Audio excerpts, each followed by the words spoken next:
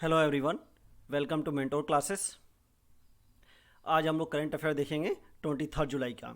चलिए स्टार्ट करते हैं। और ये जो करंट अफेयर होगा वो आगामी सभी परीक्षाओं के लिए इंपॉर्टेंट होगा। सिर्फ वही क्वेश्चन इसमें किए जाएंगे जो एग्जाम के लिए इंपॉर्टेंट हैं। तो चलिए आगे बढ़ते हैं और फर्स्ट क्वेश्चन देखते हैं अपना। चेकमेट नामक 5वीं पीढ़ी के नए लड़ाकू विमान का नामकरण किस देश ने किया है? तो चेकमेट इस लड़ाकू विमान का नाम रखा गया है और यह किस देश ने किया है? तो ये किया आपके रूस ने। रूस ने जो सुखोई विमान था, कौन विमान? सुखोई, इसी को 5th जनरेशन में कन्वर्ट किया है। और सुखोई की बहुत सारी वेरिएंट है, भारत सरकार भी उसको यूज करती है। सुखोई में बहुत से 57 है, आपने सुखोई 35 का नाम सुना होगा।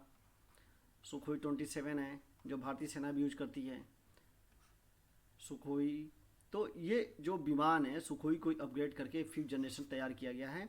और ये किसने किया है? रूस। 5th जनरेशन के फाइटर प्लेन की ये खूबी होती है कि वो किसी भी रडार को चकमा देके क्या हो सकता है, दुश्मन की देश में आराम से एंट्री कर सकते हैं। चलिए देखते हैं इसके बारे में। देख लीजिए यहाँ पे एक इमेज है आपके सामने, ये है आपका। और ये तो पता ही होगा, रूस के राष्ट्रपति हैं व्लादिमीर पुतिन, तो याद रखिएगा। चलिए आगे बढ़ते हैं नेक्स्ट क्वेश्चन की तरफ। यूनेस्को द्वारा ऐतिहासिक परिदृश्य परियोजना के अंतर्गत भारत के कितने शहर को चुना गया है? तो भारत के कितने शहर को चुना गया है? एक परियोजना शुरू किया गया है, ऐतिहासिक परिदृश्य परियोजना। इसके तहत भारत के कुल कितने शहरों को चुना गया है? तो इसमें टोटल 4 शहरों को चुना गया है।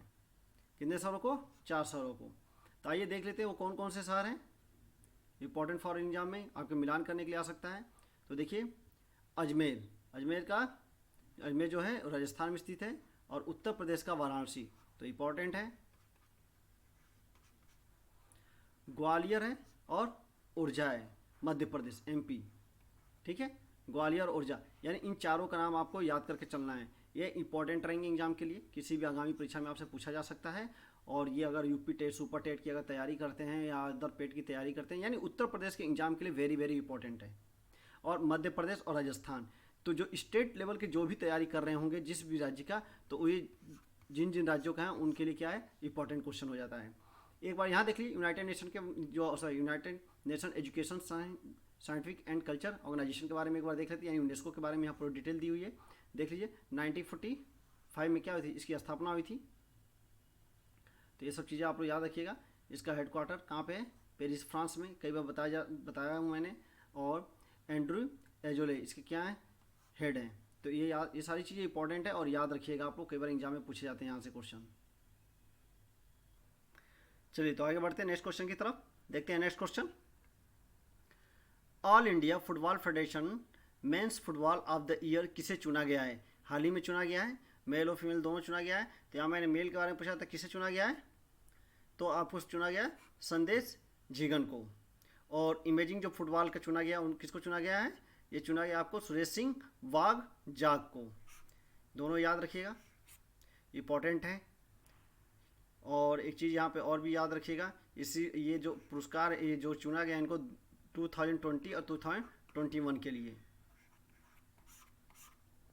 आइए कुछ और एग्जाम के लिए इंपॉर्टेंट देख लेते हैं जो आपकी परीक्षा में पूछे जा सकते हैं। तो संदेश जिगर को चुना गया है। और मेंस इमेजिंग फुटबॉल किसको चुना गया है? अभी मैंने आपको बताया सुरेश सिंह वागजाम को। और women's football of the year किसे चुना गया है? तो बाला देवी को। इंपॉर्टेंट है। Women's imaging footballer of the year किसे चुना गया है? तो मनीषा को। तो याद रखिएगा ये नाम है, चारों नाम याद रखिएगा। और ये चारों किससे संबंधित है? तो फुटबॉल से। चलिए आगे बढ़ते हैं नेक्स्ट क्वेश्चन की तरफ। किस राज्य सरकार ने घोषणा किया है कि सभी पंचायतों में एक पंचायत सचिवालय स्थापित किया जाएगा? इंपॉर्टेंट क्वेश्चन है। तो कहाँ पे किया जाएगा? तो यहाँ 4 ऑप्शन है आपके सामने। तो ये किया जाएगा आपके उत्तर प्रदेश में। कहाँ पे? उत्तर प्रदेश में। आइए पंचायत के बारे में कुछ और भी इंपॉर्टेंट चीज़ें हम लोग देखते हैं। तो अगर पूछा जाए पंचायत जो है, पंचायत केवल पंचायत की बात हो रही है यहाँ पे, किस भाग में है? यानी अगर आपसे एग्जाम में पूछे भाग किस में है, कौन से भाग में है, तो आपको क्या पता होना चाहिए? 9 कौन सा नंबर है, 9वां भाग में, ठीक है। यानी और पूछे 9 क, अगर पूछ दिया जाए आपसे 9 क तो क्या हो जाएगा यहाँ पे, नगर पालिका, क्या हो जाएगा, नगर पालिका। अगर यही पूछ दिया जाए भाग 9 ख, 9 ख तो किससे संबंधित है, सहकारी समितियां, आप सुने होंगे सहकारी समितियां, याद रहेगा। इसके लिए अनुच्छेद कहाँ से कहाँ तक है, अगर एग्जाम में आ जाए मोस्टली यही पूछा भी जाता है, इसमें क्या है, पंचायत, और यही आपके एग्जाम में पूछा जाता है। तो 243 याद रखिएगा, किसमें 243, यही आपसे एग्जाम में सबसे ज़्यादा पूछा जाता है। यानी भाग 9 को इतने भागों में हम लोग पढ़ लेते हैं, क और ख में, तो याद रखिएगा। अब देखते हैं इसके बारे में और कुछ इन्फॉर्मेशन देख लेते हैं हम लोग। आइए आगे बढ़ते हैं इसी में और देखते हैं कुछ और इन्फॉर्मेशन। तो देखिए यहाँ पे अगर आपसे एक क्वेश्चन और यहाँ से पूछा जा सकता है अनुसूचियाँ।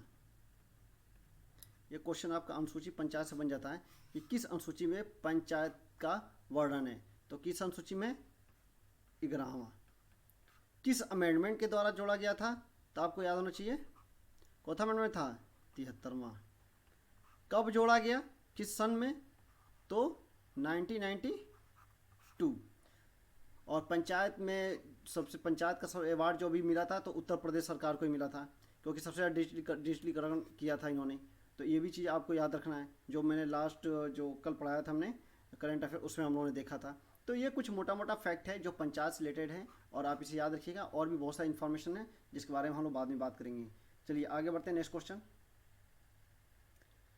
ओलंपिक और पैरा ओलंपिक खेलों की मेजबानी कौन देश करेगा, तो कौन सा वाला, 2032वां, बात किसकी कर रहे हैं हम, 2032 का ओलंपिक और पैरा ओलंपिक खेलों की मेजबानी कौन सा देश करेगा, ये आपको बताना है। तो कौन सा देश करेगा, सोच के बताइए, कई अभी बहुत ज़्यादा न्यूज़ में था। तो कौन सा देश है, ऑस्ट्रेलिया। कौन करेगा, ऑस्ट्रेलिया।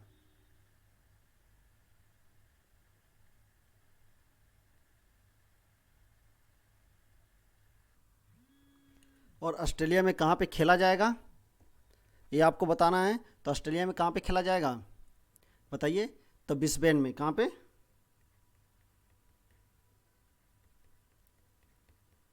ऑस्ट्रेलिया के ब्रिस्बेन में। अगर पूछा जाए, ये तो 2032 का है, 2024 जो आपका ग्रीष्मकालीन ओलंपिक है वो कहाँ पे खेला जाएगा, तो कहाँ खेला जाएगा, फ्रांस के पेरिस में, जो इसकी कैपिटल है। अगर वहीं पूछ दिया जाए 2028 ये कहाँ पे खेला जाएगा, तो यूएसए या संयुक्त राज्य अमेरिका में। कहाँ पे, तो लॉस एंजलिस में। कहाँ पे, लॉस एंजलिस। अगर यहीं पे बात कर दे, ये दोनों ग्रीष्मकालीन है, याद रखिएगा, ये दोनों क्या है, ग्रीष्मकालीन। अगर यहीं पे पूछ दे शीतकालीन ओलंपिक कहाँ खेला जाएगा और किस सन में, तो शीतकालीन कहाँ पे खेला जाएगा,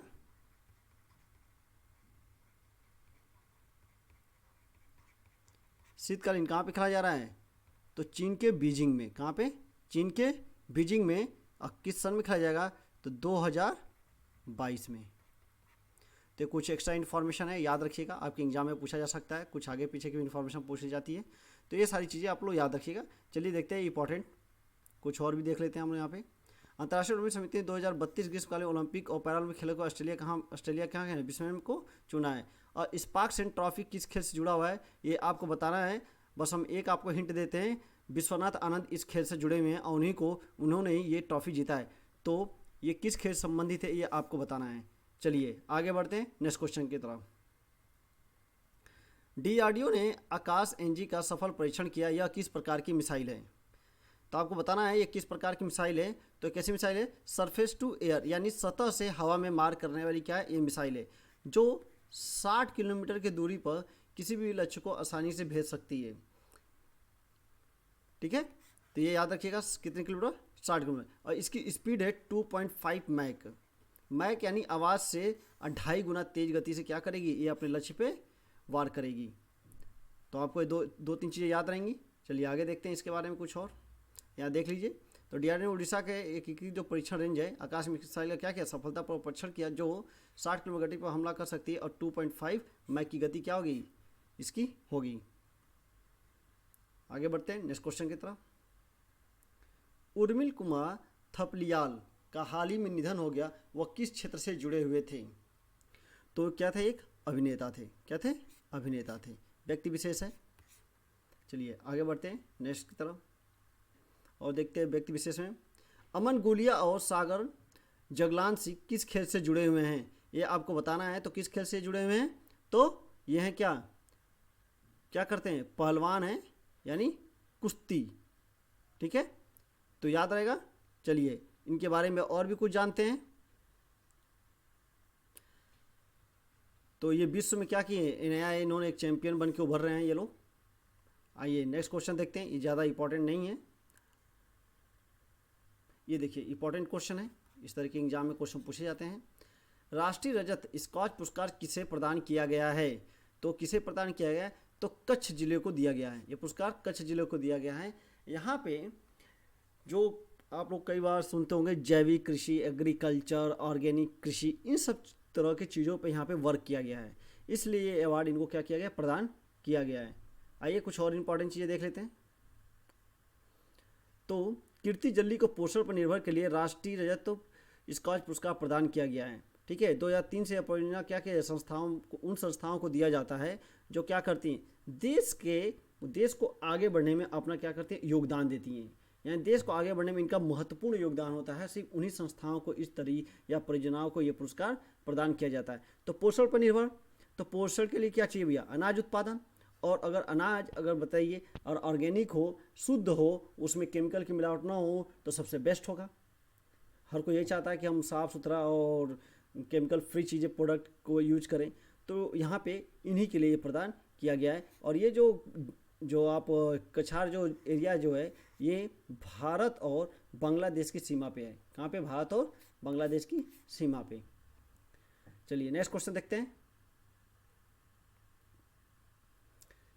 नेचर इंडेक्स द्वारा जारी विज्ञान की प्रगति के लिए दुनिया के टॉप 50 विज्ञान की प्रगति यानी विज्ञान में प्रगति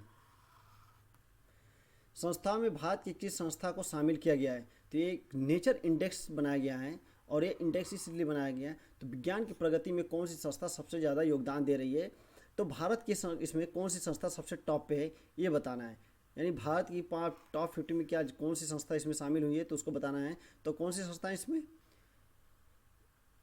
Jawaharlal Nehru centre for advance scientific research Bengaluru. Important question है, इंडेक्स से इस तरह के क्वेश्चन पूछे जाते हैं। आइए और भी इसके बारे में देख लेते हैं। तो इसमें किसका चौथा स्थान हमारा 23वां स्थान है, और 50 ऐसे इंस्टीट्यूट्स की सूची बनाई गई थी जो अभी हम लोगों ने देख लिया। सबसे टॉप पे कौन है, तो संघाई जियोटोंग विश्वविद्यालय। और चीन के ही सबसे ज़्यादा विश्वविद्यालय क्या है इस सूची में आए हैं, यानी चाइना साइंस और टेक्नोलॉजी में ज़्यादा वर्क कर रहा है, इससे एक बात तो पता चलती है। अब देखिए नेक्स्ट क्वेश्चन पूछा है, ग्लोबल स्टार्टअप इकोसिस्टम इंडेक्स 2021 में भारत किस स्थान पे है?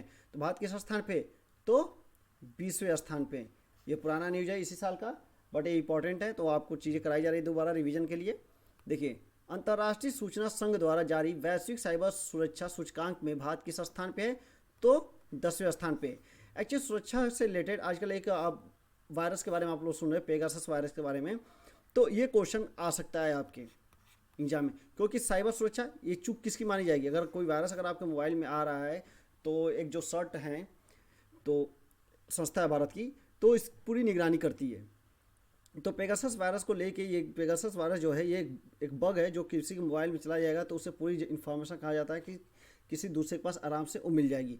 किसी आपका कैमरा भी ऑन किया जा सकता है उसके वायरस के थ्रू, यानी उस बग अगर आपके मोबाइल में किसी भी तरीके से अगर डाल दिया जाए तो आपकी पूरी की पूरी इन्फॉर्मेशन, जो भी व्यक्ति इस वायरस को आप तक पहुंचा रहा है, तो आपकी पूरी इन्फॉर्मेशन निकाल सकता है।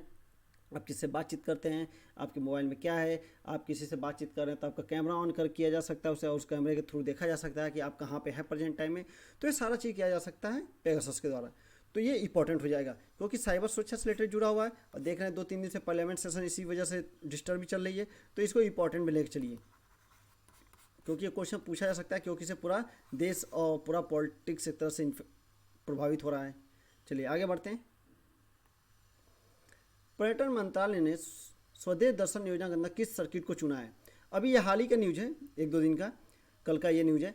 तो ये स्वदेश दर्शन जो योजना है, इसमें कितने को चुना गया? एक्चुअली ये 19-20 की योजना है और इसमें 15 सर्किट डेवलप करने की बात हुई थी। कितनी?